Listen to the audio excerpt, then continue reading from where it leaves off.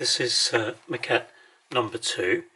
I could have done it just as PDFs, but I really enjoyed the process of printing and stab binding, so I thought I'd have another go. I want to do this, the finished work, with a hard cover anyway, so it will be hinged down here with a purple fabric, I'm thinking, with the tips in cover photograph on the front. I'm not quite sure how I'm going to do that yet, because I need to sort of indent a little bit onto the cover itself so the photograph sits within that position. Anyway, this is a version in portrait rather than landscape. The introduction hasn't changed. The introductory page for each village is pretty much the same. I've corrected a few typos, spelling errors if I'm honest, and I've reduced the size of this font here down from 14 to 12. It looks a bit too dominant. I still like having these underneath, this information in the Google map underneath a tipped in image, but I'll have a think about that. The colours of the whole series have been reconsidered, and I've toned down the saturation to make them a little bit more muted and more natural looking, and these square images have become 4x3 landscape images, which I quite like. It gives the picture a little bit more room to breathe.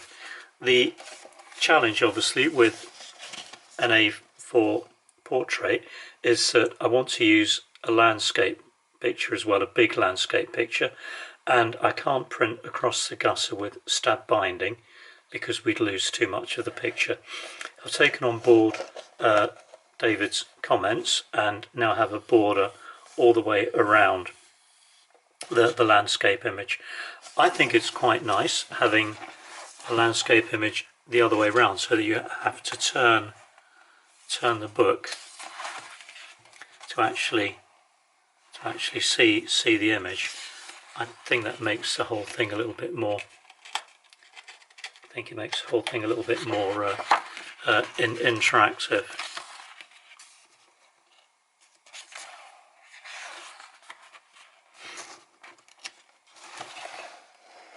Just realised I've got one image in the wrong place. Never mind. That's the whole point of having a practice, isn't it? Yeah, that's the one that's.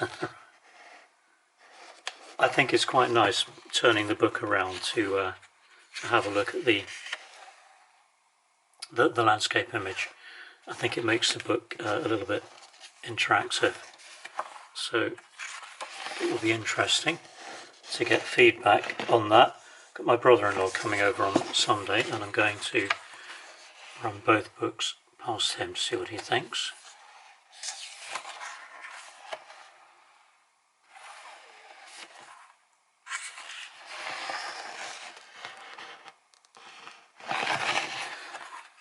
The printer that I'm using, it's just an HP desktop printer. It's got all 3 colours in one cartridge, so it's not ideal for this sort of thing, but I think it does a reasonable job of the colours. But I've struggled with slightly misaligned pages on some prints. I've wasted about 12 pages reprinting because the printer managed to sort of skew the paper a little bit. And for the finished work, I plan to outsource this to a printer to get them printed on nice paper to make sure that the colours are accurate as well. I don't know whether to stick with Adobe RGB or whether to use CMYK, but I'll start to think about that a little bit further into the work.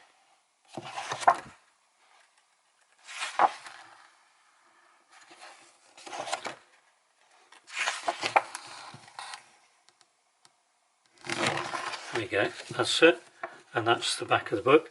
I'm quite pleased with this reinforced corner stab binding, which I hadn't done last time, and I saw it in a picture in Kohlberg's photo books, and I thought it gave a little bit more strength, but also decorative features to the corner of the book. I like the purple and the green very much.